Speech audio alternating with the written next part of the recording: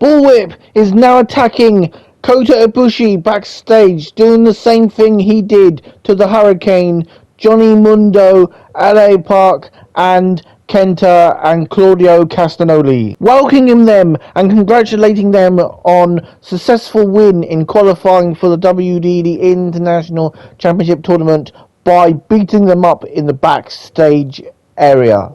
Kenta and LA Park qualified for the WWE International Tournament when they beat Raven and Chuck Palumbo in tag team action, as Kota Ibushi scored the win after pinning Raven for him and LA Park to qualify, and afterwards their opponents Kenta and Brian attacked them, with Brian attacking Park and Kenta attacking Kota.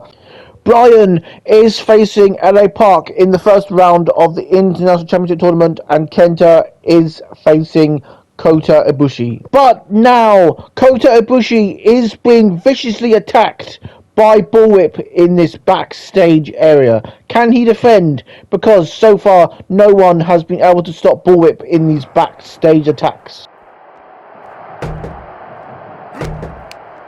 Stiff headbutt. And I just cannot believe what I'm seeing right now. I know there was a lot of disdain between these two, but there has to be a better solution than duking it out backstage like this. Corey, so many things can transpire in a matchup like this. What could be that elusive X factor? It is mission critical to be adaptable. If it's anything goes, then use that to your advantage before your opponent does. This is an environment where a competitor can be reminded real quick what goes around comes around. And you might be forced to revamp your strategy when you least expect it. Swing for the fences with a kendo stick. Send your opponent crashing through a table. Fight up the ramp. Whatever insanity you can come up with is fair game. Last ride power bomb. These platforms are strictly meant for loading and maintenance. You need professional clearance to be up there. And you know what's next, guys? Pop-up power bomb. My goodness.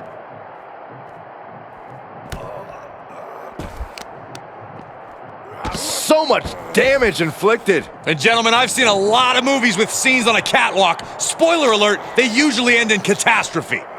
Oh, I hope that's not an omen of things to come.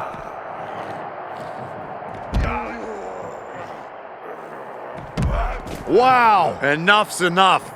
And the only limit these superstars have on this catwalk. Hold on a second. Could be a matter of time. Submission being locked in. This won't win the match, but it's doing a lot of damage in the process. Time to start dreaming. No.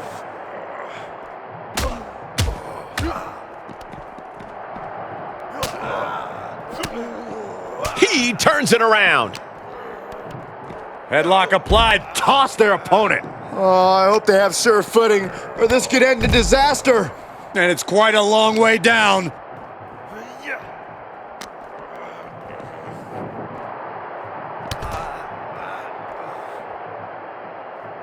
Oh, that might have just broken something. No one trains to be taking these maneuvers in this kind of environment. This is just danger stacked on top of lunacy. Oh, saw it coming and got an elbow for their trouble. Both wrists captured, and that was nasty. Talk about dismantling your opponent. Can somebody stop this before we see someone get seriously injured? No one can stop them at this point. They've gone too far, Byron. I don't think anyone has the guts to venture into the territory these maniacs have gone to. And we just saw a flurry of strikes here.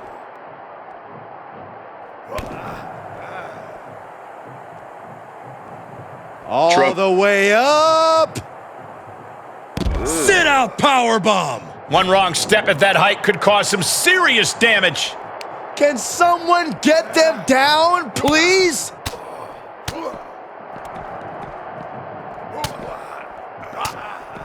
Reversal! What a counter! What's he got planned for him? Heavy impact. Seriously, where are the heads of these superstars at? Don't they? Oh, and a wicked clothesline! Uh-oh, he could be looking for a submission here. And he releases the hold. Bullwhip making Kota Ibushi pass out in the $1 Million Dream to come out victorious in this backstage brawl. He did the same thing to Kenta, making Kenta pass out in the $1 Million Dream to get the win. And he was successful in beating Johnny Mundo, the Hurricane, LA Park, Claudio Castagnoli, the Hurricane, Kenta, and now Kota Ibushi, all suffering the same fate, being destroyed backstage by Bullwhip. I've got to think that Bullwhip has now got his eyes set on the two men he still has yet to fight in this backstage area, Suicide and Brian Black. Both of those men better keep an eye out for Bullwhip in this backstage area, because they could be attacked at any time, considering he's attacked the other people who qualified for the tournament. I would have to think when Bullwhip faces Suicide in his backstage brawl, it's going to be more than just the fact that Suicide qualified for the tournament, because Bullwhip doesn't like Suicide after very personal issues, and the fact that Bullwhip faced Suicide and beat him in my first 2K22 video, with Suicide having help from Manic in that one when Manic made his WDD return, stopping Bullwhip and Zack Simpson from attacking Suicide, and then it led to an impromptu knockout tag team match with Suicide and Manic getting the victory. And then when Suicide qualified for the WDD International Championship tournament, Bullwhip attacked him but was unsuccessful, as you can see by the recap. So when that vicious backstage brawl happens, you got to think it's going to be more personal than any of the other brawls that Bullwhip has been in lately.